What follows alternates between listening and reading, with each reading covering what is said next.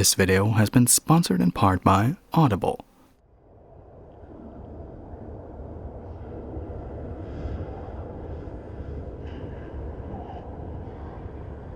I'm gonna start this video with a confession.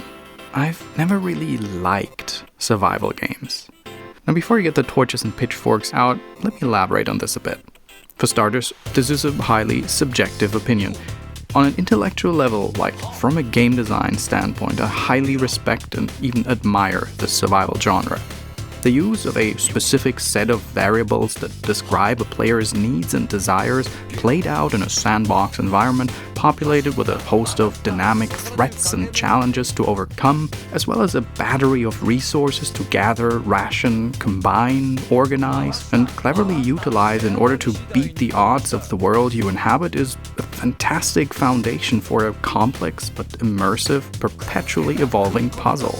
I can 100% empathize with the appeal for anyone who found themselves pulled down the compulsive rabbit holes of building elaborate encampments for your band of dinosaur-riding marauders in Ark Survival Evolved, scavenge for resources to build the equipment to venture further down into the depths of underwater life in Subnautica, or to roam the uncanny, Burton-esque cartoon woods in search for material to make it through another day in Don't Starve, or together with a group of friends in Don't Starve Together. Yet, whenever I try to get into a game that's primarily centered around survival mechanics, a survival game for the sake of being a survival game, if you will, it never really clicked with me.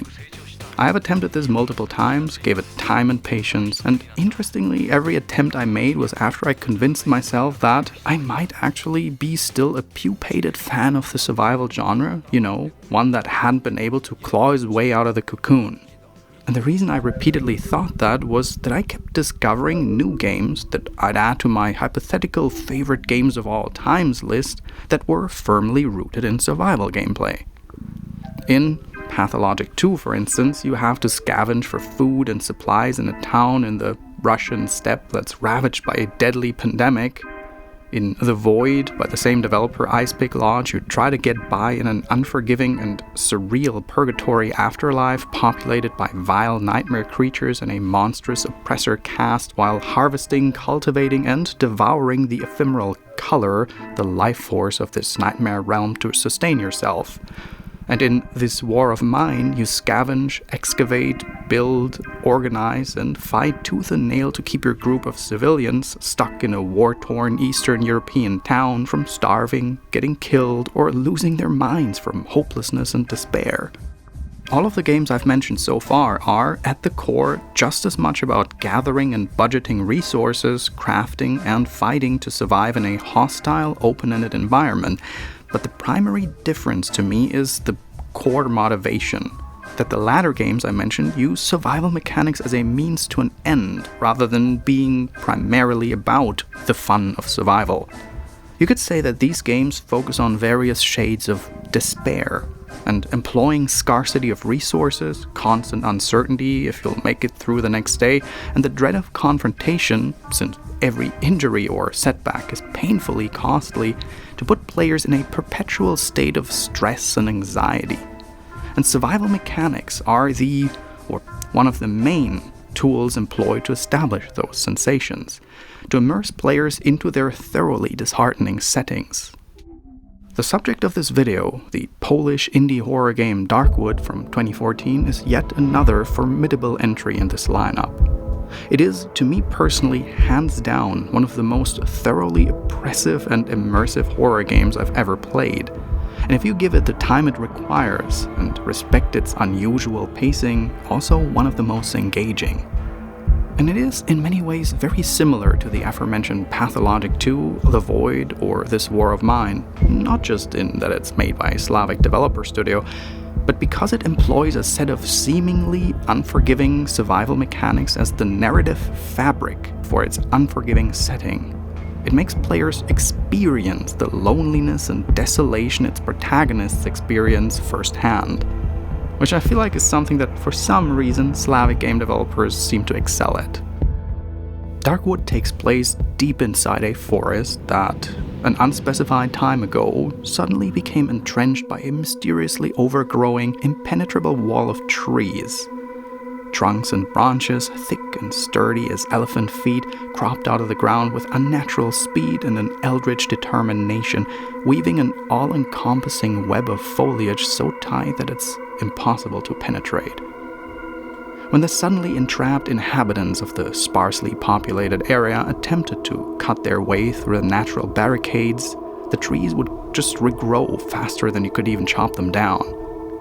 The remaining people in this unlikely prison of nature, nomads, hermits, delusional dreamers, stalkers, cutthroats and scavengers, cannibals, and the carved-out remains of a small populace of a self-sufficient agrarian village, find themselves trapped and hunted by creatures and apparitions out for their lifeblood that, especially deep at night, turn this place into a lucid purgatory. You take the role of a stranger who finds himself stranded here, his only possession a faded photo of the old road that leads out of the forest. Your quest is simple: find a way out of this haunted zone, try to find answers, try to make sense of it as much as you can, and first and foremost, survive. It's, at first glance, an inconspicuous little horror gem, one that garners overwhelmingly positive feedback from those who have tried their hands at it, despite being so tenacious and viscous that the vast majority of players simply gave in somewhere along the way. So much so that reaching the second chapter is a shiny achievement on Steam that less than 10% of players have even reached. Darkwood is a game that clearly and almost proudly signposts that it is in fact unforgiving, and nope, this is not a game that will hold your hand. It's right there on the loading screen for you to see every time you boot it up. If you feel discouraged by this, if this makes you feel like giving it a wide berth because of this, well, then in today's video I will try to convince you of the opposite, because Darkwood is more than worth overcoming those inhibitions to steel yourself through its perilous, seemingly impenetrable thicket of entropy and despair. Because it is also easily one of the most fascinating, engaging, and deeply satisfying slow burn interactive horror experiences I've ever encountered, like ever. And I think before we start digging into it, I'm gonna go even a step further here. Before we get into the nitty-gritty, before I take you with me on my journey through its storyline, and before I take this game apart and gush about all the brilliant design decisions that struck me while playing through it, and peek into its fascinating, organically unraveled lore and backstory that feels like a modern mythological interpretation of a darkly Slavic fairy tale that had a baby with Strugatsky's zone, basically before I start spoiling, I want to speak out a recommendation to those fortunate enough to not have played this game before, those that still have the privilege of experiencing it for the first time. I envy you a bit. Because if you're interested in picking up Darkwood at some point in this video, note that in general terms, the further we get into this video, the more I will spoil here and there various systems and story beats that you'd otherwise uncover on your own, logically. You will face the choice of what difficulty to pick. The game offers modes. Normal, where upon dying you respawn in your hideout and only drop a couple of items that you can reclaim anytime exactly at the spot you perished. The hard mode, where you have a limited amount of lives, and once you've depleted them, your save file will literally be deleted. We'll talk about the hard mode a bit more later, because that's not quite the whole truth about it, but the one that you get fed when you encounter the difficulty selection for the first time. And then there's the nightmare mode, which is truly the absolute unforgiving permadeath mode. You really only have one single life in that one. If you die once, it's over. Now, I'm gonna speak out a conditional recommendation here. I won't give you any "this is the way the game is meant to be played" true gamer monologue about video game difficulty and all that sort of thing. There's no gatekeeping or some sort of tough guy credit or anything. This is about a one-time chance for a very specific kind of ultra-intense experience that you can only get quite like that upon your very first playthrough. Because my tip is, when you play the game for the first time, go with the nightmare mode. Yes, go with the difficulty setting that literally deletes your progress upon your first death. Play this and do your best to prevail, but also approach it with a firm knowledge that it will likely not take all that long for you to bite the dust. This is the key reason why I can recommend this. It's really not like it's going to cost you days of progress that's gonna get lost, I think. I hope. But I recommend this approach if you want a peerlessly intense and nerve-wracking experience where if you do manage to make it through the first day, the tension that arises from trying not to lose your progress, all while still learning the game's systems, while being still clueless about the story, setting, and your whole raison d'etre in this forest, while trying to figure out the best way to handle resources and items and strategies and enemies. If this doesn't end up as one of the most organically frightening experiences you've had in gaming, then you might want to get a checkup from a GP to see if you actually still have a heartbeat. It's going to be mega stressful, but also possibly the most emotionally resonant way to play this game. Now, as I implied, this is absolutely not a mandatory thing, and if for any reason this sounds like the opposite of an enriching experience for you, then by all means, go by your best judgment, pick the normal mode, that's fine. I myself experienced it almost like this myself. It didn't discourage me to pick it back up again in the slightest. I started a new game pretty much right away, pretty excited for it too, and without any scruples or second thoughts, lowered it down to the normal mode, the one where you can die without any limitations, and it still managed to thoroughly grip me and instill a good deal of perpetual anxiety and apprehension in me throughout its roughly 20-hour-long campaign. But alright, let's start at the bottom here, for those who still don't know anything more about the game than the bits and snippets they just extrapolated from what I've shown in this video so far. As a heads up, this video will be far more stream of consciousness than my usual essays. I will go through big parts of the game, somewhat chronologically ordered, not aiming for anything resembling completion, and share my thoughts and musings about game design, writing, lore, interpretation, and any other interesting observations I've made and comparisons that I've drawn while playing through it, while taking you along by the hand. Exactly the thing Acid Wizard claims not to do with their player with Darkwood. We'll see about that.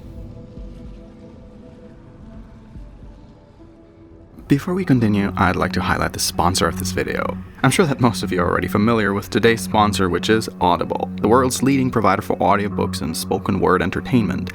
I myself have been actively using Audible for the past over 9 years already, and I can highly recommend it without a second thought for its sheer inexhaustible library of audiobooks. And the main reason why I'm actually really happy that I got Audible to sponsor specifically this video is because it was actually an audiobook that inspired me to finally pick up and finish Darkwood in the first place, and I can use this chance to recommend you this audiobook by a small author. As I said, I played the first game around when it was in early access in 2014, but had to put it to the side for time reasons. And a couple of weeks ago I started listening to Artyom Dereshuk's Master of the Forest, a tense and gripping dark horror novella set in the endless Arctic forests of Siberia, with spine-chilling primordial horrors equally rooted in Slavic folklore. I looked back at the forest and the sky above it, and although they remained unchanged, I saw them in a completely new light. The nothingness and the unknown, incomprehensible, uncaring, the true 99.9% of our universe. I had such a good time with this book, and it thematically reminded me so strongly of Darkwood that it finally gave me the push to pick it up again and play it through to the end. So this video wouldn't have happened without this book, probably. If you want to give it a shot yourself, you can grab it straight away if you sign up for an Audible Premium Plus subscription, which is completely free for the first month, grants you one free title to claim, and you can cancel it at any time. Just visit audible.com/RagnarRox or text RagnarRox to 500 500.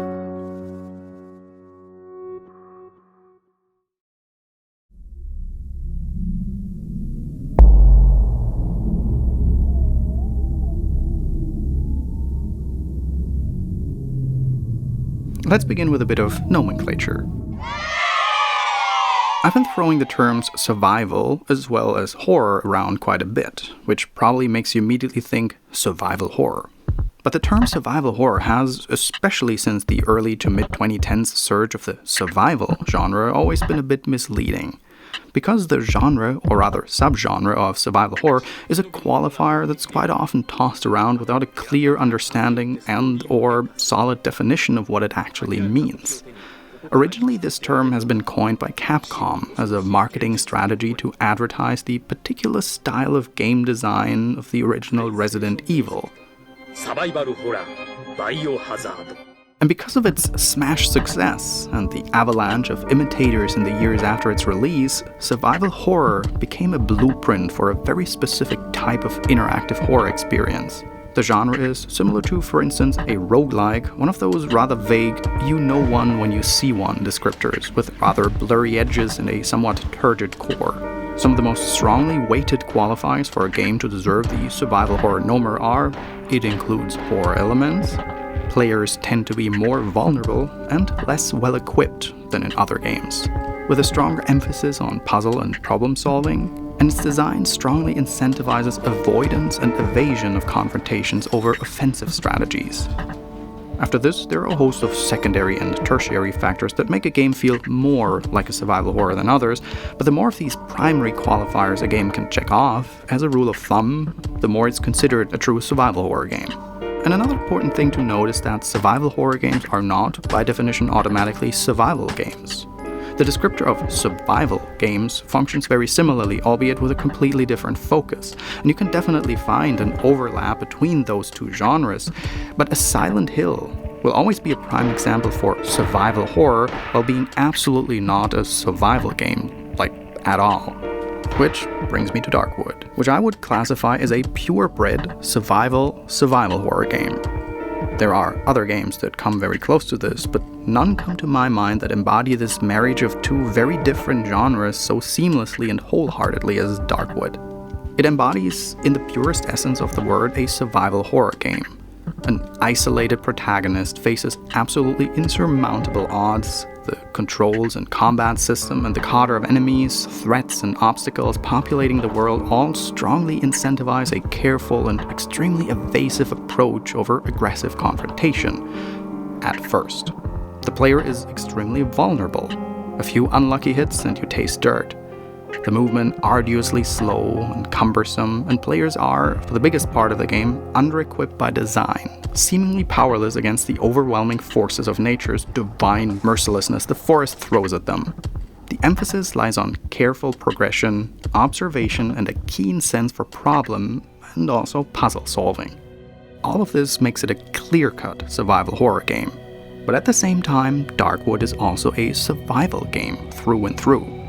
Players have to manage and maintain their hideout, leave the safety of your four walls to scavenge for resources and materials with which they build defenses and fortifications against anything that's coming to get them. It's a game about carefully managing your supplies, planning ahead, and developing a keen sense for its internal economy of materials, items, their usefulness for defense and crafting, and their value with different traders, which makes it a grade A survival game. It is a survival horror game. A survival square horror game. There, that's a catchy marketing term for you. You can have that one for free. In many ways, it surprises me that this approach to horror game design hasn't been far more common, because the combination of actual, meticulously honed survival gameplay based on resource gathering, management, and crafting, and pure PS1 era survival horror gameplay is a match made in heaven.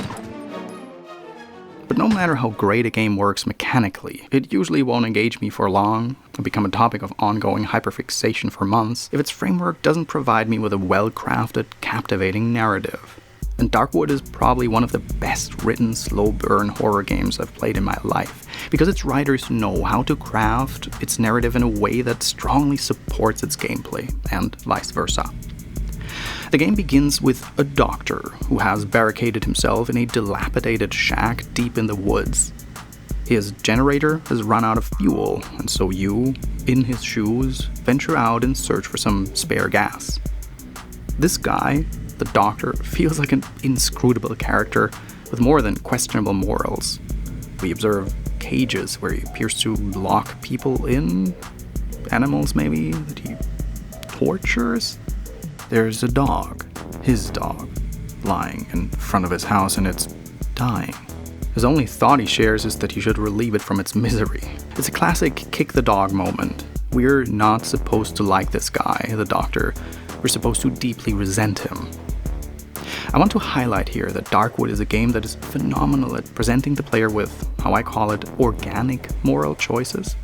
Video games have the tendency to turn moral choices into these big, flashy events with an open and obvious binary choice, in a way that makes sure that even those in the last row, ears plugged and blindfolded, are 100% certain that this is where we're making a decision. Clementine will remember this. But as I talked about at length in my Pathologic 2 and also in my The Void video, I love it when games present players with choices that emerge from the gameplay organically, where it feels like you're doing things that make sense without thinking too much about the fact that you right now have to actively choose one of two clearly branching paths, where making a choice doesn't feel gamey. The dog here is the first and probably one of the most long-spanning, inconspicuous moral choices, but you really don't know that at the moment. I'm going to crease the corner of the page here because we're going to get back to this way later. Keep in mind now that at this point, just a minute or two into the game, you encounter a dying dog and are presented with the implicit options of either leaving it or clubbing it to death. So you make your way eastwards, out into the woods. You notice how the light gets gradually swallowed by the ever thicker growing branches overhead the further you venture. When I played this for the first time, it's hard to describe, but this game was immediately strong at creating this sense of menace and danger, omnipresent. I hadn't encountered a single threat or foe yet, but Darkwood made me feel like something really mean is going to leap at me out of the corner of my eyesight at any moment. Eventually, we find someone. An unconscious body on the floor in our path. The doctor, seemingly intimately familiar with the zone, realized that this is a new face, someone he doesn't know, someone he hasn't seen around here before, and concludes that he might know a way in, and thereby out of the forest. His ticket out of this green hell. He searches him, finds a journal and a mysterious key with the number 21 engraved. The doctor carries the man home and ties him to a chair, injects him with drugs, and starts to beat the shit out of him. He doesn't fuck around when it comes to getting life-saving information on how to escape this accursed forest, it seems. Once his guest, prisoner, is beaten unconscious, the doctor leaves the room and locks him in, promising further torture once he gets back up. It is now that we assume the role of the actual protagonist. Yep, this guy. The guy we just tortured and know pretty much nothing about, or well, that the doctor just tortured. We seamlessly switch from the doctor to the nameless stranger and now find ourselves trapped in this room we just locked ourselves into, knowing full well that there's a violent and unhinged medical professional waiting on the other side. So, we search the room, find some old rags and alcohol that we can combine to craft some bandages to treat our bruises, and a piece of wire that we promptly MacGyver into a lockpick that lets us break into the doctor's locked floor cabinet. It contains a run-down shovel that's just enough to bash the locked door in with brute force.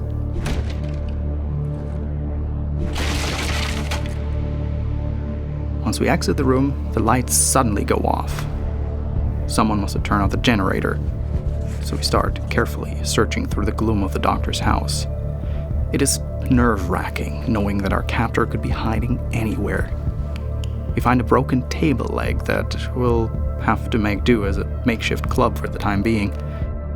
We eventually discover the house's generator, completely out of fuel. But after looking a bit more, we do get hold of a canister with some leftover fuel in it and pour it into the generator, just enough to get the light back on. A voice is calling out for help. It seems to come from another room that's locked with a keypad. Another victim of the doctor's ghastly mistreatment of helpless, test subjects, patients. What's even going on here? After we eventually find the combination, we open the log and enter the room to help the voice in distress, and once we come closer as it beckons us to, time to learn how to fight. If we're lucky, or skilled, or both, we might manage to wrestle our opponent to the ground until he's lying motionless on the floor. The doctor himself is nowhere to be found, and while all this happened, night has dawned, and the game makes it pretty clear that this is the time things turn from bad to worse, where unspeakable horrors lurking in the dark come out of the gloom to hunt us down.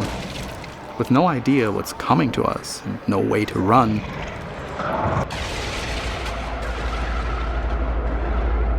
I really like how this prologue segment is not just a gentle setup for story and setting, but also a nice and unassuming little tutorial section. You learn basic movement, basic inventory handling, basic crafting. You learn the different ways to open doors and containers, either conventionally with the door handle, or if they're locked by skullduggery or through force. And we also learn how to handle weapons without it feeling like Half-Life's Hazard Course. It feels organically woven into the story, and the controls are overall uncomplicated enough that you can easily pick up the bulk of it while taking in the first few breaths of the narrative. And it's also nice, because once this opening segment is over, time starts to pass, and you ideally have to be efficient at what you do and when you do it. So learning the basics in a safe environment with no time pressure without it potentially killing you is a pretty kind gesture by a game that claims to be brutally unforgiving and not hold your hand in the slightest. Spoiler, Darkwood is actually pretty great at signposting, and it's brilliant at subtly teaching and leading players in a way that never feels patronizing, as if you're discovering it all on your own, which is the well-known holy grail of game design, isn't it? After this prologue segment, we wake up in a different house. This is when the real game starts. We come to next to a warm oven that emanates a strange yet familiar scent. We read instructions on it that explain how it exerts a protective substance, a gas. If it wasn't already clear, the nights in this zone are especially dangerous. Here, the text implores us to never leave the safety of the substance throughout the night, or we don't stand a chance to survive. It is sound advice, I can tell you that. But that doesn't mean that staying indoors turns the nights harmless. There is no rest for the wicked. The substance might give us a chance to make it through the night, but still, at all times, we will have to stay vigilant. Right now, though, we're a bit directionless. Where we are, and where, despite from out of this goddamn forest, do we even go, is the question. The best objective we have so far is to prepare for the eventual approach of the dreaded nighttime. We quickly notice how the lighting in the world slowly but gradually shifts and changes. The warm, reddish hue of morning hours indicates that dawn is approaching, and it should be pretty clear by now that time in this game will relentlessly move forward. So we better not lose any of it. We better start exploring the place. We search through the house and we'll find some leftover loot and materials like wooden boards and nails we learn that we can use to barricade doors and windows. A workbench that offers more potential things to craft once we have the required stuff for it. We also find a generator, just like in the doctor's house, with a little fuel left in its tank that powers the lamps in the house. And if we're crafty, we realize that we can freely move those lamps around. There's also a wood saw that, after experimenting a bit, we find out needs a bit of fuel to cut wooden logs we gather in the woods into planks for more barricades and other useful things around the house. So far, so good. So once we've settled into our new cozy cabin and a lot of time left in the day, there's really not much left to do but to go out and say hi to our new neighbors.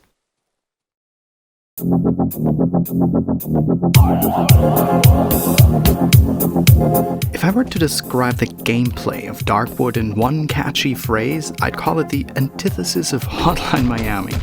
I remember playing the game, Darkwood, for the first time not too long after I had been obsessed with the frenetic, top-down, pseudo-80s hyper-violence shooter and thought something like, a horror game with the controls and perspective of Hotline Miami? How can that work?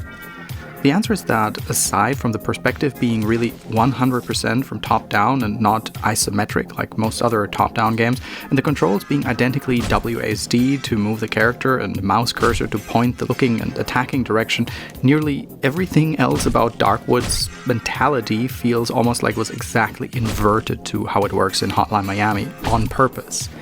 Where the player flies across the map with Doomguy speed, attacks are relentlessly fast and snappy, and every hit with melee or gun is an instant kill, Darkwood's protagonist moves at a painfully languid snail's pace, mapped to imitate the walking and running speed of, actual people.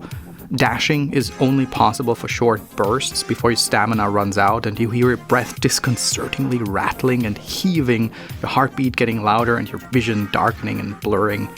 And in comparison, Darkwood's sprint is probably even a tenth of Hotline Miami's standard moving speed.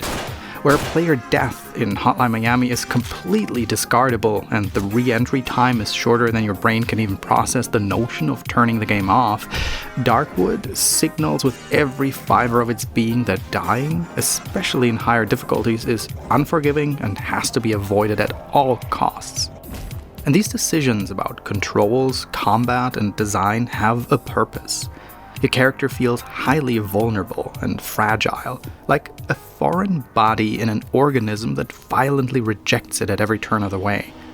While the prologue was pretty linear and the few encounters were tailor-made to ease you into the story and controls, once you start venturing into the woods, you quickly realize that now you truly are on your own. The woods are treacherous, and the game quickly establishes that stepping in the wrong places will immediately punish you, quite literally. Stepping on strange, poisonous mushrooms will put you in a stupor and drain your health menacingly over time, and you might stumble across aggressive beasts like rabid dogs that will snarl and charge at you should you come close. And you'll just as quickly learn that every enemy you encounter, even this early on, can very easily murder you dead in the blink of an eye if you're not careful. Or oftentimes even if you are, especially if you don't know how to properly engage them, can't read and efficiently react to their attack patterns, or sometimes simply run out of luck. But on the flip side of that coin, it also makes it clear that your curiosity to discover and learn more is necessary to survive. So the game requires you to overcome the fear and inhibition of venturing into the unknown and dangerous, the uncertain and the potentially deadly.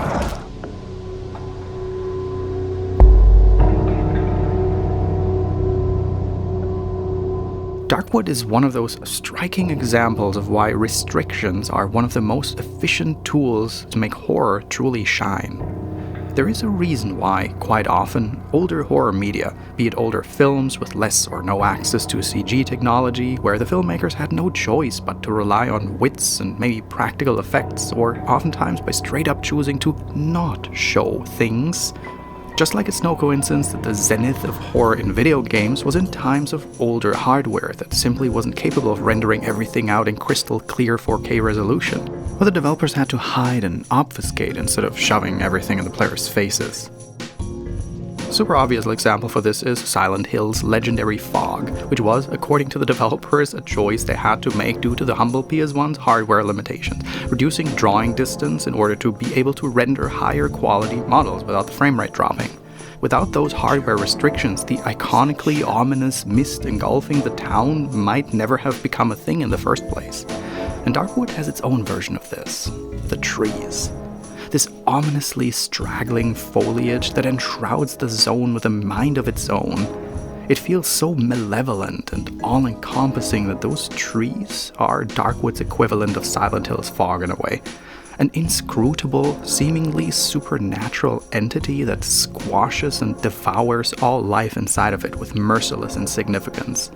You really never see the trees miraculously regrow with impressive animations or anything. You can only approach the border and see for yourself how thick and impenetrable the thicket has become, with literally no way through and darkness engulfing you quickly.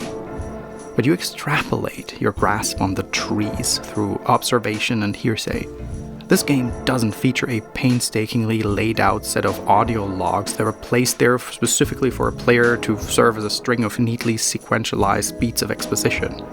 Discovering the world and lore of Darkwood feels more like you're playing amateur anthropologist. The information you come across is never complete nor neatly pre-digested for you, but it's all highly anecdotal. The picture will always be incomplete, which makes your mind do all the heavy lifting to fill in the gaps. The remaining dwellers of this world observe the unfathomable things that defy explanation, and since humans are innate pattern seekers, they plug the holes with make-believe, conjecture, and superstition. They create folklore to bring a semblance of order to the absurd chaos they're subjected to. And those are by far our primary sources of information about this world as we uncover it. So inevitably, and without even noticing it, we start to form our own folklore. This is incredibly effective. The human mind is always a much better canvas for horror than anything you can plot on screen. And this art of reduction to maximize the emotional impact of the horror is perfectly mirrored in the game's mechanics and presentation. This 100% top-down perspective turns enemies and other dangers more into vaguely fleshed out ideas of the threat they represent rather than fully fleshing them out, leaving the most of the legwork to the player's imagination. And while the game's all-seeing bird's-eye perspective might make you think that it would take away from the constant dread, the doom and gloom, because you can at all times see in every direction around you, you've probably already noticed that you can only perceive what's in front of you, Fog of War-like. You have a distinctive view cone that gets accurately raycast by objects that obstruct the protagonist's view.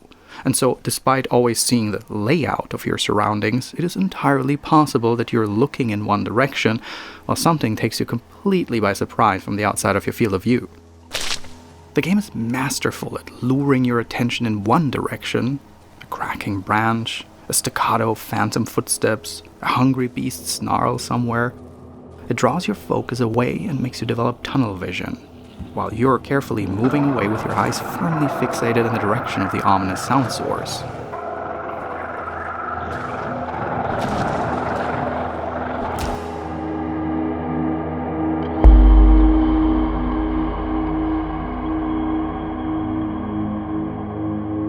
And while we're talking about acoustics, it's hard to overstate how truly outstanding and impeccable Darkwood's sound design is.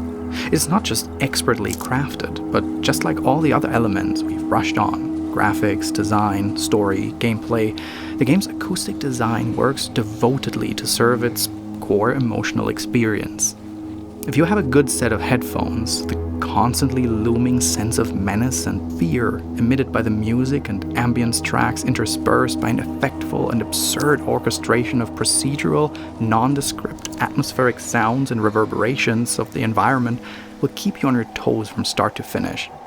That is true if you venture into the woods and suddenly hear a fierce howl or angry bark uncomfortably close to you with trees blocking your line of sight right in front of you, making you feel like whatever is out there is far closer than it should be. But it also rings especially true during the intense nighttime sequences. As I mentioned earlier, one of the central gameplay elements of Darkwood is to make it through the night. During the day, you explore the world and search for clues for a way out and scavenge for materials and resources to get by. And that means, in big part, to have everything you need to properly barricade up your hideout for the night. Because after dark is when the forest really starts to come to, and for your life. You never really know what's coming for you. Like the game's entire overworld map, in order to make each encounter feel unique, nighttime encounters are strongly randomized. And the night encounters are when Darkwood becomes a terrifying build-a-bear trap workshop. Make sure you've got enough fuel in your generator to provide light, because some of the horrors that come out at night will hunt you especially fiercely in the dark. You can board up doors and windows with wood and nails, craft makeshift weapons and healing items, and repurpose scrap metal to build traps to place in front of your doorways and windows. You drag furniture around to block the barricaded entryways and try to find a decent spot to lay in wait, weapon in hand. And then you wait. You wait and wait. Wait for something to happen, hoping all the while that it won't and that this night just goes by without incident. But eventually something will happen. This is when the sound design pulls so much weight, because once you're funneled in, you can't really see what's going on outside of the room you're in. You can only hear something happening. Suddenly, a footstep. A nervous grunt from out of nowhere. Shuffling feet of something unspeakable wandering across the hallways. You cannot see shit, but you can feel that someone or something is trying to find you. Suddenly, a door cracks. Whatever is there is started to force its way through your blockades. Another barricade gets attacked on the other side of the house. You see debris fall to the floor and furniture being pushed around, but you do not see who or what's causing it. The silence between those bouts can stretch into pure agony. It is especially in these moments where Darkwood shows its mastery at creating silence that's deafeningly loud. Sitting in your heavily fortified room, waiting, praying to an uncaring god that your defenses will hold out until morning is an incredibly intense feeling. In many ways, what Darkwood is doing here is something similar to what it does to the survival genre. It takes the principles of an existing genre and uses its established patterns and mechanics as a means to organically enhance the experience emotionally. Horror, fear, isolation, and dread. And thereby it makes mechanics of a genre that I otherwise are not a fan of on its own, and frames it in a way that makes me thoroughly appreciate it for how it enriches the experience itself. In this case, it liberally helps itself to tower defense elements. Setting up your defenses can become pretty strategic if you want to. Do you deliberately leave openings and cunningly funnel your attackers along a certain predetermined path? A path that you've prepared with all kinds of traps, distractions, obstructions, nastily wedged in furniture, leading them into an ambush where you maybe douse the floor in gasoline and set it on fire from afar with a match? It's up to your creativity and imagination. And resources. Darkwood is a game that gives you a goal and tools and lets you freely use them to reach your goal to your heart's content. It respects the player's intelligence in that way, which makes victory often feel quite organic, earned, and satisfying. I absolutely love the rhythm and pacing of those nighttime encounters. The build-up is painfully slow, but it is time passing so tensely that every noise, every creak, every flickering light makes you jump into fight-or-flight hyper-awareness. And when it reaches the breaking point, when your barricades eventually crumble and fall, and whatever's coming for you shoots at you with primordial determination and violence-fueled haze, it's genuinely exhilarating how fast the pacing switches from slow and angsty cowering in fear into a visceral, frenetic, and pulse-pounding fight for life. All you have to do is hold out until the crimson ray of sunlight save you from the terrors of the night. It is phenomenal how well this is telegraphed. The last moments before the sun comes up, looking through the cracks in the window barricades, your view cone turning into a deeply saturated red-orange hue signaling the saving dawn, until you simply pass out from overexertion into the glistening morning hour. It's a fight for your life, literally dusk till dawn.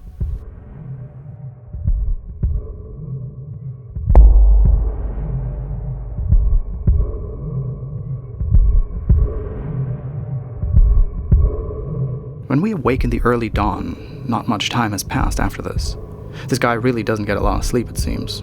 Big mood these days. We're greeted by a mysterious figure waiting for us in our hideout. A mysterious furry.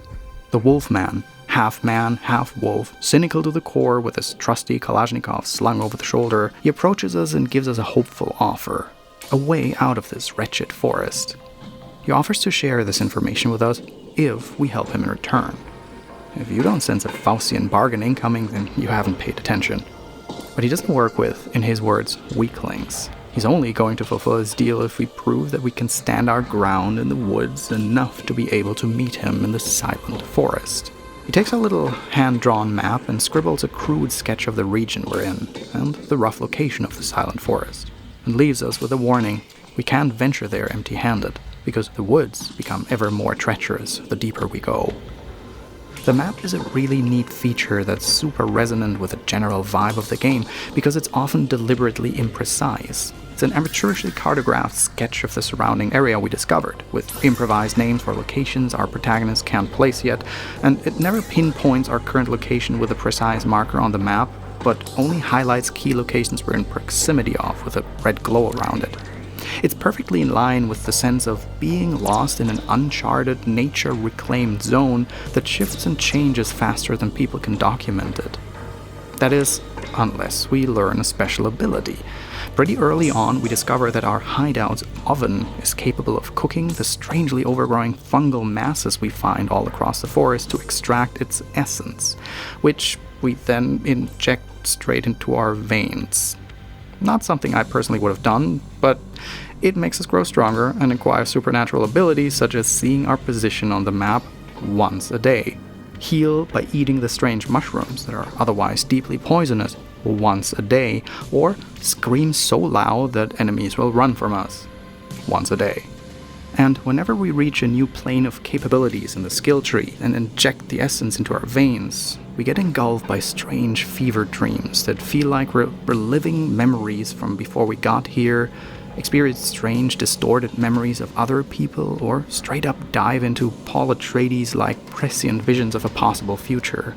I recommend having pencil and paper ready, because those fungal-induced dream sequences can give access to, at times, incredibly helpful knowledge and information and premonitions, almost like as if over time we become more and more connected to the hive mind of the forest itself. It puts up a lot of questions though, doesn't it? Why would we ever consider injecting the potentially super toxic fungal essence that appears to be like eczema of the eldritch growth of the forest into us in the first place? What does it do to us? How could we even know? Will this make us become more in tune with the forest itself? Make us become more one with it? Is this how the wolfman turned into an anthropomorphic stalker? With more questions than answers, we at least have the semblance of an objective now. Seek out the wolf's camp deeper into the woods. So with each day from now on, we start reaching a bit further from the relative safety of our hideout on our strides.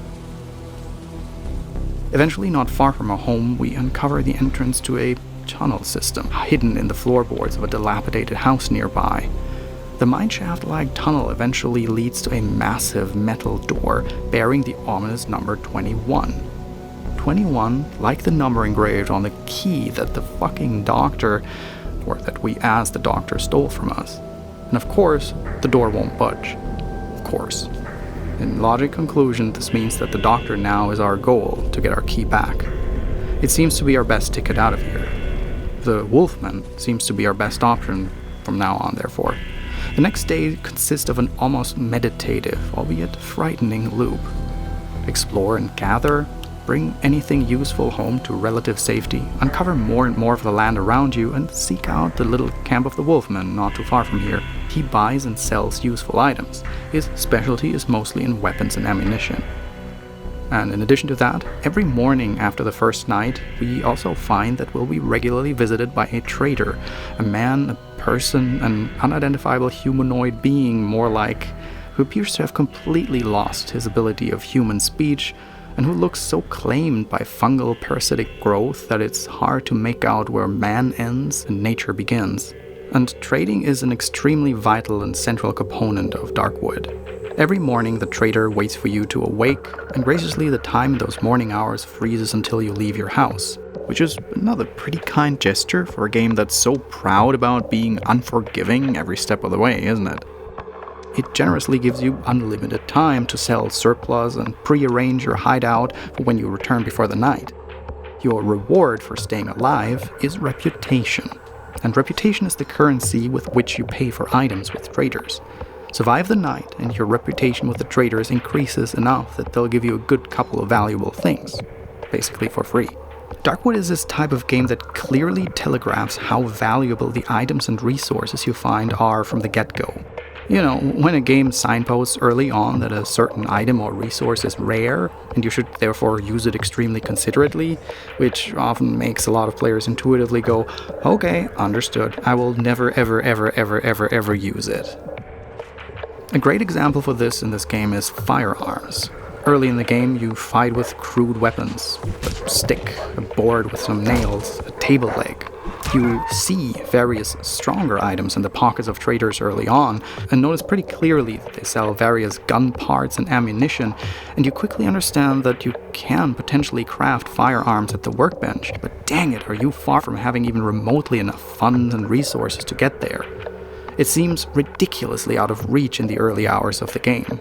So you might carry around a single bullet that you found somewhere, but it takes a good while until you get your hands on your first actually working gun, so you might end up just pawning it for how much basic resources you can get for it in return. And because of this, because you learn the value of things, guns and especially ammo feel like precious gems, and you think thrice before figuratively shooting currency away. If you're like me, you hoard it. This is another aspect that reminded me immediately of Pathologic 2, a game in which you're constantly in pursuit of food and supplies to literally not drop dead from starvation, while seeing the enormous trading value of a pistol or just a single bullet waved in front of your face all the time. And it makes you consider every possible way in which you can avoid effectively shooting away money that could pay for another half day of essential supplies. It's no coincidence that both these games have a trading system where money, like literal currency, is replaced with a more ephemeral value system that arises directly from supply and demand, which makes sense because actual coins and bills have lost all value in these worlds. The beauty of this is that when a game manages through the way it contextualizes resources to make players feel the worth of items you find and not find firsthand, it creates the opportunity for peerlessly satisfying moments of gratification when it tosses you a treat. Gratification through asceticism, essentially. This is a big part of the appeal of this type of game. It makes you endure the oppressive feeling of suffering and misery for long stretches of time in order to make eventual success and reward feel so incredibly sweet and satisfying. And Darkwood managed to pull multiple moments like that on me. Like reaching the village a bit further in. It was extremely close to nightfall, I remember. Way too far away from my hideout to make it back in time.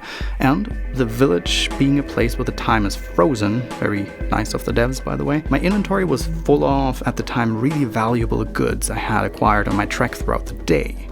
And then, knowing that all my progress is likely going to be in vain because it's near impossible for me to make it back once I leave the village, it gave me a really disheartening feeling at the time.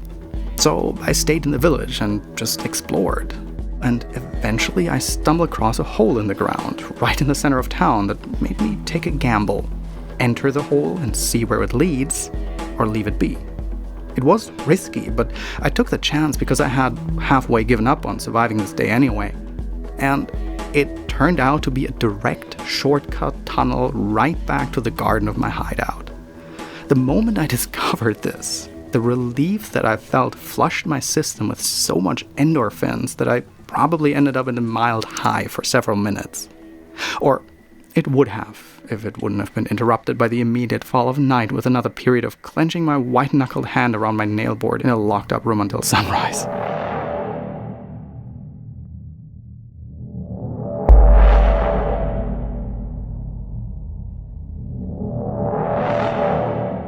But yeah, this happened a bit further into the game, when I had already reached the Silent Forest. The way there was really fascinating in and of itself, because at some point, still in the first area of the woods, I eventually had to toughen up, prepare my rucksack by stuffing it with as many useful things as I could manage, and finally make my way towards that second region of the game where Wolfman was baiting us. I kept thinking that the way this game made me feel, like the way I felt extremely apprehensive about every new place I explored, every step deeper that I took into the uncharted regions of the forest, with a constant sense of looming danger hanging in the air that makes the atmosphere so thick that you can cut it with a knife. It reminded me of playing Link to the Past, Zelda, when I was a kid. I vividly remember being truly scared of the dark world when I was around 9 years old, blue-eyed and still extremely impressionable. Like, it literally kept me up at night. I couldn't stop thinking about it. And getting back into the game and venturing into an area or dungeon I hadn't been to before was something that I was physically afraid of. But at the same time, the allure of the world and the story and the desire to beat my evil opponents, it was so great that it motivated me to overcome the fear. And that bit took actual courage. It felt like I outgrew my inhibitions to overcome terrifying obstacles. And now, almost 27 years older, Darkwood was finally a game that managed to recapture this sentiment again.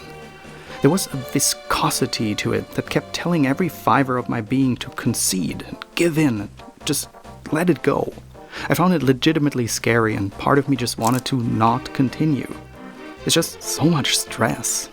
But ultimately my curiosity, just like back in Hyrule, was victorious again and again. Every time I made myself boot it up again and carry onwards. It required me to consciously defy those fright-fueled inhibitions. But over time, a realization grew in me. Darkwood is not really a hard game. Darkwood is masterful at feeling difficult.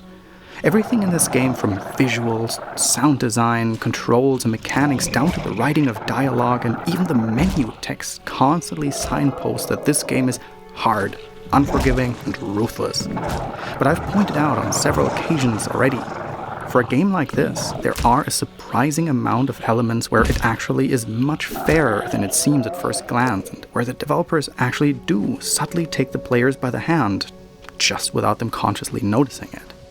Because when you just calm down for a moment, take a breather and take it all in, process it, and look at it for what it is. Shut up! It's actually not that bad at all. It's actually a surprisingly well-intentioned game, carefully designed to give players plenty of clues and hints and little conveniences that make it very, very manageable, if you let it. The moment we enter the Silent Forest, for instance, it very clearly gates the player's skill and equipment level. To pass the segue into the second zone, you first need to burn a good bit of poisonous overgrowth away, which means that if you haven't figured out how to craft either torches or Molotov cocktails, you're definitely not ready for what awaits you yet. And the border house that you have to traverse is guarded by a cannibal who, unlike before in that region, will viciously attack you and also carries the key to the door that leads through the house. If you are not able to best that guy in combat, you're really not ready for what the Silent Forest has in store for you. It's not openly telling the players this, but it's a very clear hint as to what the game expects of you in later regions, and it could have easily just fed you to the wolves, but it doesn't. It's really far fairer than it wants to be perceived. Since you stray further away from your original camp, you eventually find new hideouts that will serve as your new base of operations in later regions, and the game sends one of my favorite NPCs your way, solely for convenience. You find a bicycle bell lying around, and once you ring it, a guy on the bike drives up to you and offers you a little service. He will transport all the stuff you've stored in your previous hideout but didn't have the carrying capacity to bring over to your new hideout for the extremely generous fee of just a little bottle of booze. And if we take the game's constant, suffocating feeling of difficulty and hold it right next to the experienced pricelessness of rare items such as ammunition I mentioned earlier, just as you have to start seeing the game for what it is, you begin to unlearn this compulsion to always be frugal to the max, always hoard your resources and practically never even touch the sparse ammunition you found. Once I owned my first gun, it took me multiple days until I brought myself to actually shoot it, and even then only very hesitantly, but it eventually broke the mold. Quite often surviving the night would be saved by me actively using the resources I had been conditioned to be hyper stingy with. And it started to make all the difference. The nights, for a long time, were so incredibly well balanced that it often was about just holding out a few more seconds until the morning. But once I started getting the hang of it and more reliably making it through the night, I realized that it gained me enough reputation, the game's currency, that I was easily able to buy back the ammo I used in the night skirmishes, and then some. This reminded me in a weird way of Sekiro: Shadows Die Twice. Because people who approach this game as veterans of the Soulsborne games will instinctively approach it with the same combat mindset they've got ingrained by those games. Evade, block, keep your distance, strike only when the moment is right, etc. And that works in Sekiro in the beginning, somewhat. But the deeper you get into the game, the more you'll find that this mentality is strongly at odds with the dominant combat philosophy in Sekiro. So in order to master the ever more demanding fights, you have to actively unlearn a lot of old habits from previous games and embrace the far more offensive mindset of the game. Striking into an enemy's attack and aggressively overpowering them is almost always the more efficient strategy, and learning that, for Soulsborne veterans, requires you to actively overwrite previously learned behavioral patterns and muscle memory. Darkwood does the same thing, essentially, but within the length of its singular game. It teaches you early on to be frugal with resources and extremely guarded when it comes to confrontation. The entire set of mechanics, plus the visual and acoustic design to boot, heavily teach you defensiveness as the highest mantra of survival. avoidance and hiding behind barricades are heralded as the prime strategy to make it through the nights. But the more you learn the ins and outs of the woods, the more intense the encounters and later hideouts get, and the more you notice that no matter how heavily you defend your place, they will eventually get to you, the more you're forced to improvise and, out of sheer necessity, eventually try to be more offensive. The more you do this, the more you go fuck all and get him, the less you let him fuck with you.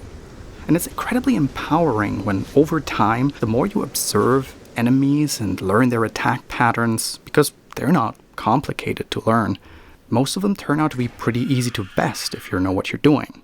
You actually start feeling like you're getting the hang of this. You become the master of the forest yourself. This has always been one of my favorite experiences in survival horror games. That this initial feeling of disempowerment through sheer grit and perseverance slowly molds into empowerment.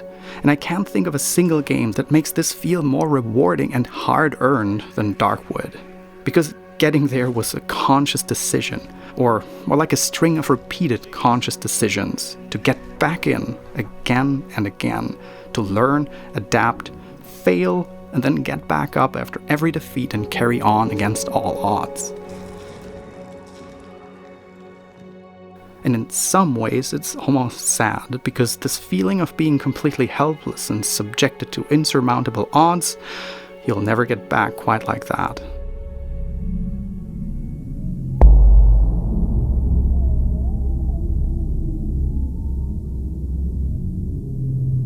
Morality in Darkwood is deep, dark gray. Over the course of the game you will, as I teased before, encounter several instances where you'll have to actively choose one of multiple paths. And even if it may seem like you have a good and a bad choice, the more you find out about the ramifications of each, the more you realize that no choice is what it seems at first, and there's never any clear-cut good versus bad. Only motivations that create actions that bring consequences. And over time, you'll naturally adapt this mindset for yourself if you want to prevail. You have to. For instance, the villagers past the Silent Forest seem to depend on the meat from the offspring of a single mother sow that they keep alive by all means, while the town dwellers mutter and talk and worship, making the significance of the sow unequivocally clear to the player. At the same time, several other characters implore you to kill the sow, for various different reasons, including, who else, our furry friend. And damn, initially I was like, nah, I won't kill a helpless pig. I've been a lifelong veggie soy boy and I'm not going to start killing animals now. But it was, of course, not at all as black and white as that. Once I investigated, gathered more info by talking with people, and eventually discovered the actual farmstead where the sow was kept alive with literal human meat, paralyzed and permanently sedated with an intricate electrocution system while being artificially inseminated so she can produce offspring for the townsfolk to feast on, I began to severely second-guess my initial choice here. Whatever you do, your choices have consequences, and there is always the option to not follow a quest line if you feel that is the best course of action. This is another design element that strongly reminds me of Pathologic 2. I had dedicated a good bit of my video on that aspect. It gives you quests in a very typical video game-like manner. You get a journal entry and all that, and as a player conditioned especially by hyper-streamlined AAA games, you'll likely feel this completionist compulsion, this desire to simply finish everything, because if it's a quest, finishing it is always good, right? That's what we've been taught. As a player, you get rewarded for completing things. Video games. But so many modern games really put us on autopilot, and that's not just the case for games where 90% of the players simply stop reading the quest giver's text bubble and go straight to collecting the 8 meaty racks of muskin ribs as listed in the quest goal summary on the sidebar. But in games like Darkwood, completing everything is not always the best option, because there is no best option. Instead, it requires you, the player, to actually read the room, pay attention, and draw your own conclusion as to what course of action is the one you personally resonate the most with.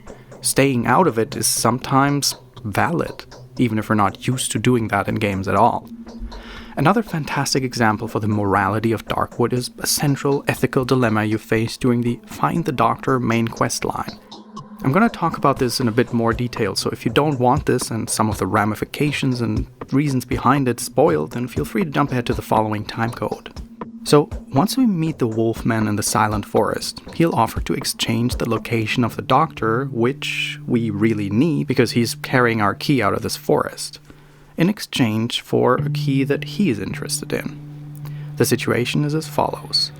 In the village not far from his camp, there lives the Chicken Lady, a crony old Baba Yaga-like lady known for her fondness for avian pets, and as we learn from the Wolfman, she has a relative of hers, possibly her sister or daughter, locked up in a back room. The Wolf wants us to get a hold of the key to that room, so he can, well, we can imagine what he's got in mind. But hey, upon investigating, an alternative route presents itself to us. A timid little guy is standing in front of the window of the Chicken Lady's house, and he plays music on a fiddle for her, for the lady locked up in that room. When we talk to him, we find out that this musician has been observing the woman through the cracks in the wooden planks in the barricaded window, and he found her so immensely beautiful that he wants to rescue her and marry her. He asks us to give him the key, and then he'll confide the Doctor's location in us instead.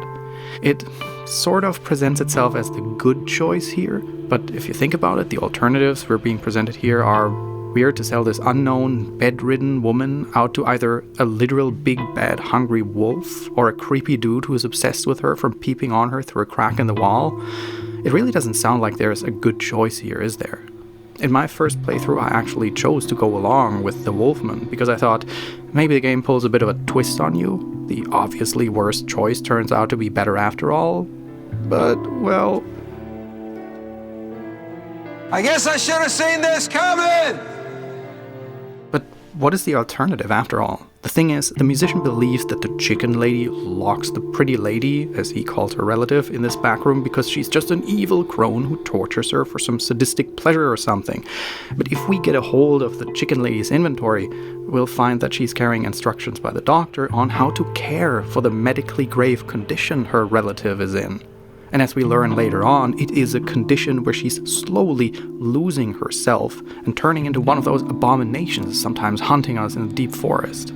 She's trying to help her sister, care for her, and prevent her from becoming a monster, locking her in for her own and for the whole village's good. I love how the Chicken Lady is ultimately this game's version of the classic Baba Yaga legend in a way, that people eye with suspicion, but that turns out to be far more kind-hearted and well-intentioned than people make her out to be once you give her the benefit of the doubt. Well, it really depends on which Baba Yaga legend you go by. But hey, I made a video on the Baba Yaga a while back, so hey, go check it out while we're at it. The musician has no idea about all this, and he decides, without having any pertinent information and not even caring for it, just by looking at her, guiding by his obsessive infatuation with her, that getting her out of that room to marry her is definitely the best course of action here. He knows what she needs. Yeah, none of these choices are good. Even if one presents itself as the better one, it really isn't. It could be argued that choosing the musician will end up with her suffering an even worse fate. And as I said before, the game is very good at insinuating a binary pick one or the other choice, but all I say is that your goal is to find the Doctor's location, and giving the key to either the Wolfman or the musician, those are not the only options to get you there, even if that's how it feels. Darkwood features quite a few of these moments where you have to decide, sometimes quite impulsively, what's the best course of action, but the closer you look into it, the more you find that each choice feels at least bittersweet. Do you fuel the delusional dreams of the mad rocket builder and help him construct his Samorost spaceship, even if the chances that this thing will actually fly and not crash and kill him in the process are slim at best? Do you rescue the lost son of the elephant family from the mushroom lady, even when you find that he's actually not at all being held against his will and is everything but amused at the prospect of getting carried back to his family? Do we obviously disregard this kid's well-being, not knowing what's going on behind closed doors with the elephant family once we deliver him back, simply because the family has something that we vitally need to get out of the forest? Those are the kind of grim Slavic fairy tale situations we're facing here. The beauty of this non-binary way of presenting choice and consequence while making it clear that there is no good choice, but everything is a spectrum of motivations, and our own motivation is part of that fabric. Having a game that leads you through a corridor of unavoidable atrocities and then condemns you for doing exactly what the game asked of you without any consequences in this day and age tends to feel more cheap than smart.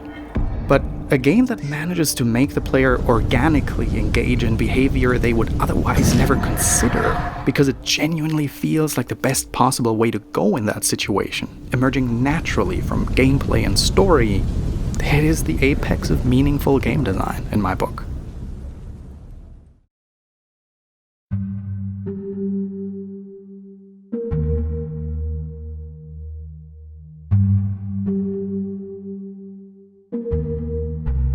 Now, while we're talking about organically growing, at some point, late into the game, I started thinking more and more about what this game had led me through over the course of its narrative.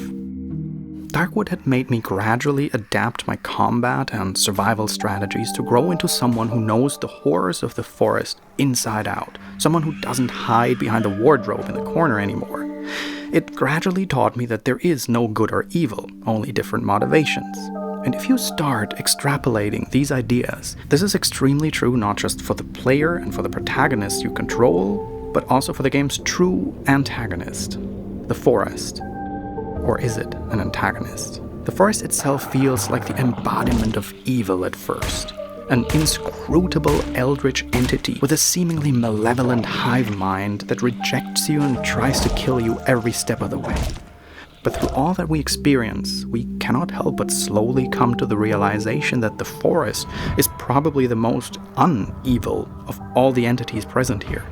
The forest claims what it needs, and it simply disregards what is of no importance to it. The forest is alive, but it is indifferent to the suffering it causes its inhabitants, because that's the nature of entropy. It's like you have no mind to care how a blood cell of yours feels when it gets destroyed. When we start out, we are an intruder, a foreign body penetrating an organism for whom we are an invading, parasitic element. But the closer we come towards the end of the game, the more we become one with the forest, both spiritually and also quite literally. The path of the protagonist of this game, and that's the beauty, through the game's writing and design, the player as well, is a path towards becoming one with the woods. We literally inject ourselves with the essence of the forest in order to grow stronger and gain abilities that specifically make us adapt more to our surroundings. We can see in the dark, heal by devouring the very trees itself, and instinctively know precisely where we are. And the further we get into the game, the more indifferent we naturally become to entropy. It is a part of being. There's a place for the normal mode, where death is only punished by waking up in your hideout with a few items lost that you can reclaim. The penalty is near zero when you think about it, and especially when you die at night, because you can reclaim your lost items right away when you wake up. The developer could have easily made this far more punishing, but they chose not to. And so you'll begin accepting that death is a natural part of the life and cycle here in the woods. You slowly but surely become more indifferent to it than in the beginning. And this is an extremely thematically resonant change in attitude. And let's come back to the hard mode we talked about in the beginning, the one where you only get a couple of lives and then your save file is erased. There's something the devs purposely didn't tell you about. The fact that your game gets erased is only true for the first area of the game. But you don't know that yet. In the early hours of the game, when you are still the fully human, defiant, intruding force, your game will be deleted once you die too many times. But once you go deeper into the woods, the game becomes more and more forgiving the further you go. Because, unlike it initially claimed, in later parts of the game, it doesn't even erase your save file anymore, but will only revert to the beginning of the current chapter. Even on hard mode, it slowly eases the thumbscrews when it comes to the innate value of death and how you as the player perceive it. Because just like the traitor was long forgotten or completely lost, his ability to converse with human language, who's by now impossible to differentiate from the uncontrollable organic mass that claims the entirety of the zone, in the same way you are turning more and more into a part of the forest yourself. To go full circle about morality, you remember the kick the dog moment from earlier when we still played as the doctor in the prologue.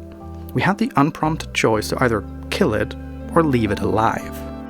We eventually return to the doctor's place later in the game, and depending on your choice from earlier, the dog will either be resting in peace, or it will have metamorphosed into one of those gnarly zone dogs that jumps at you out of nowhere and tries to tear your throat out.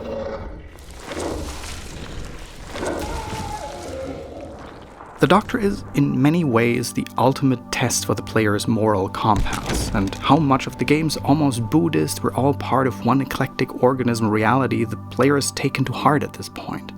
Because when you eventually meet him, there is pretty much not a single thing in this game that has pointed towards him not being a truly horrible person in this tale.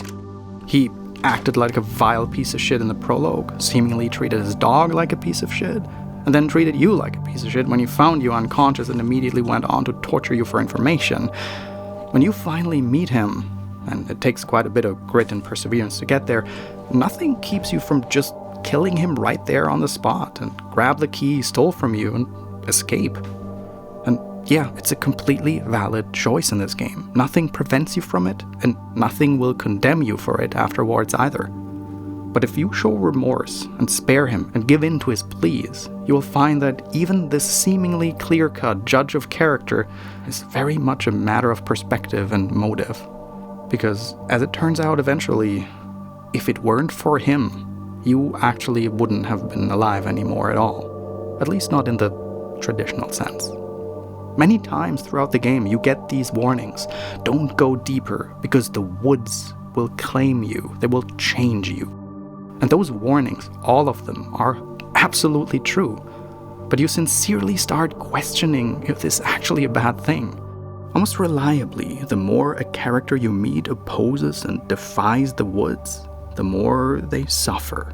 In a very dark and melancholy way, Darkwood's, at first glance, incredibly harsh and unforgiving world suggests that entropy is the natural way of life, and that defying it is suffering.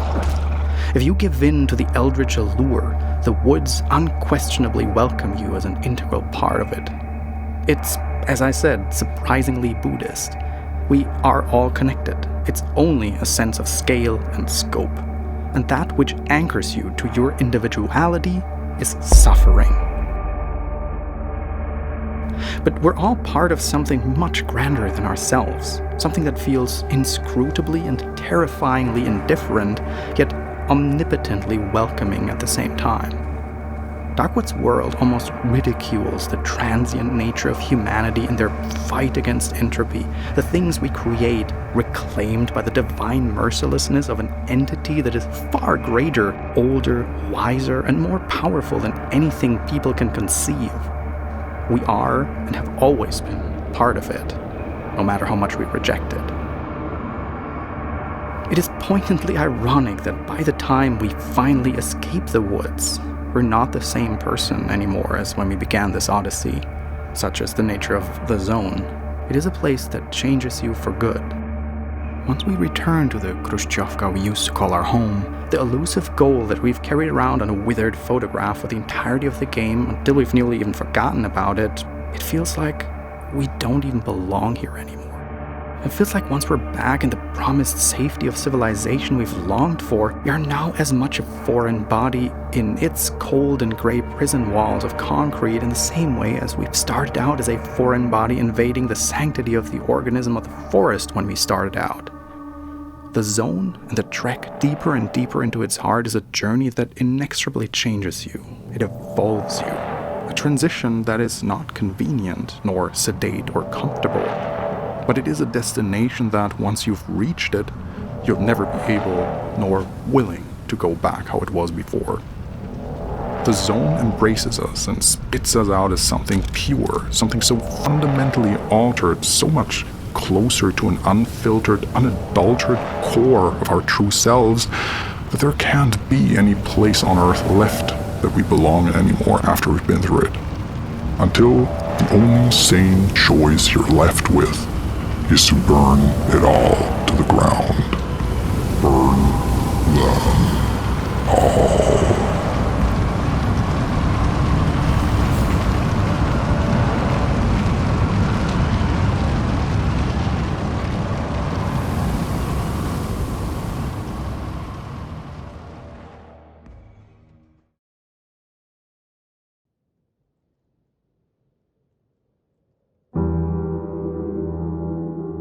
This is by far the longest video script I've ever written, and it really made me think what it is about this type of game that triggers such a hyper-fixation in me that I can pretty much keep on writing and writing and writing, virtually never running out of thoughts and notions to go into. Because honestly, I could have made this video easily twice as long. Believe it or not, the script is nearly 15,000 words long, and I've cut a lot of ideas that I considered discussing in order to make it somewhat digestible. I've deliberately mentioned Pathologic as well as The Void numerous times in this video, and it's fascinating because those games ended up with equally long winding scripts that talked about many different topics across the board, across the lengths of their playtime, and although they cover very different settings in principle, these games are extremely similar to me in spirit. And by that they unleash a very similar cerebral response in me. They slowly and gradually build up their worlds and expose the player to surprisingly expansive and philosophical concepts for a video game. But unlike in a game like, say, the Tailor principle, which goes into philosophy, sometimes feeling like a first semester philosophy lesson even, and which is a game I definitely enjoyed for that matter, those games don't talk about some interesting philosophical concepts like a tutor, but they place the players right in the middle of it, making them experience the emotions connected with it. And through rather harsh game design decisions, they put the player through an emotional roller coaster on the way there. Those are games that take the baseline assumption that video games have to be fun and outright reject it, and thereby tap into emotions that are rarely achieved in video games to such a degree.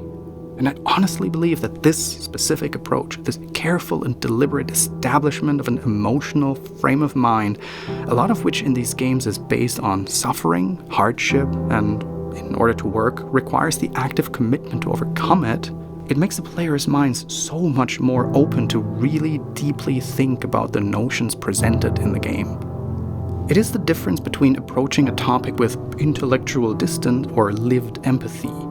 And yeah, there's definitely a point to be made about how this especially resonates with me personally, and as I said in the very beginning, quite subjectively, generally a certain type of player.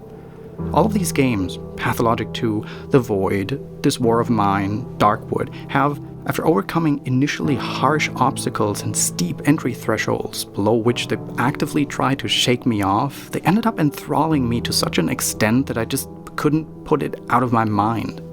It's like that old Tarkovsky anecdote where he deliberately made the entire first hour of Solaris so boring that we'll get the quote-unquote idiots out of the cinema. Because once I've beaten those games, I simply couldn't stop thinking about them until I ended up writing excruciatingly long essays about them. And it also feels like I'm never really finished with them. I keep coming back and want to write more about them. It's really fascinating. Yeah. There really is a point to survival mechanics if used as a vessel to convey this: hopelessness, despair, or generally emotions that are rather uncommon to achieve with game design.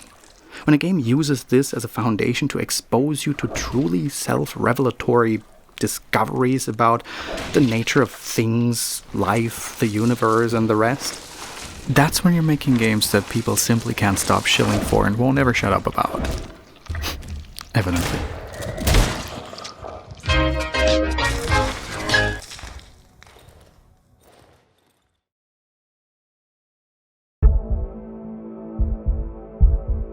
Hey everyone, thank you so much for watching the entirety of this video, which was quite a marathon, wasn't it? But you're still around, and that's commendable. Before I leave you, I'd like to give you a little update on where the channel is currently standing and what's planned for the coming months.